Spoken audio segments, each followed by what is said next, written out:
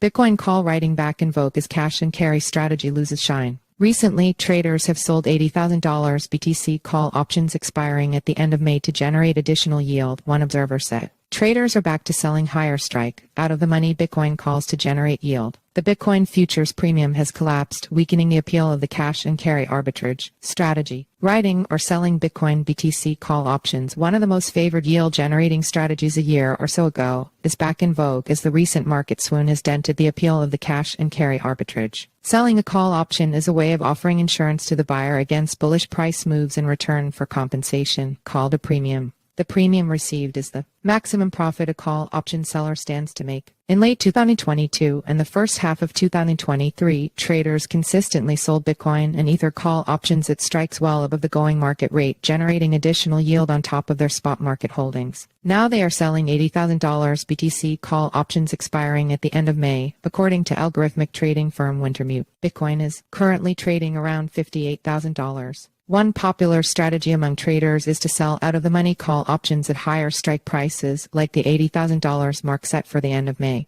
These strikes are beyond the current high range and are less likely to be exercised, allowing traders to collect premiums while reducing their risk exposure, Wintermute said in a note shared with CoinDesk. If Bitcoin ends May below $80,000, the sellers will walk away with the entire premium received. However, they stand to lose money if the price surges above $80,000 and they don't hedge or hold spot market longs. Renewed demand for selling Bitcoin options is evident from the slide in the leading crypto options exchange Deribit's Implied Volatility Index (DVOL), an options-based measure of expected price volatility over the next 30 days. The implied volatility is influenced by demand for options, and increased preference for writing usually drives the metric lower. The DVOL has collapsed from an annualized 72% to 59% in 10 days, according to charting platform TradingView. The Ether ETH DVOL fell from 80% to 60% last week, only to bounce back to nearly 80% this week. Singapore-based QCP Capital also noted a heavy selling of BTC call options last week. This is the result of spot price being stuck in a tight range and the basis yields drying up. The desk has seen many customers pivot back to option selling strategies, QCP said in a market note last week. Bitcoin fell as low as $56,600 Wednesday, diving out of a 4-week consolidation between $60,000 and $70,000 due to several factors, including dwindling demand for spot exchange-traded funds and a resurgent dollar index. Cash and carry yield tanks. The cash and carry arbitrage involves buying the underlying asset in the spot market while simultaneously selling futures contracts when the latter trades at a notable premium.